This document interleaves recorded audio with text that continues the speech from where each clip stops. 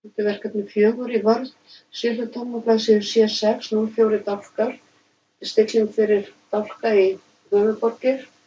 Þá farum við í paragraf og tabs og stilli dálka. Og fyrsti dálkurinn á að vera stilltur á 4 og center og set. 7 og það er ennþá á center og set. Og svo er það 11 og right og set og OK. Og það er ágætt að hafa kveikt á endurmerkjunum þegar þið eru að vinna í Word og hafa reglustikuna sýnilega.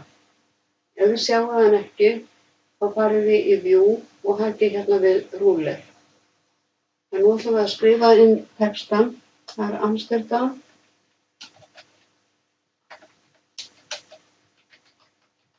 Svo ítið á dálklykilinn eða tab og skrifið Helsinki. Og ítið aftur á dálklykilinn. Madrid og Riga.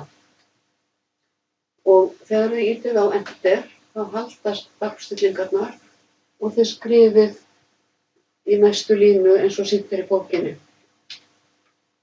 Það er sem sagt Aþena, Kaupmannahöfn, París, Tókíó og svo framvegis.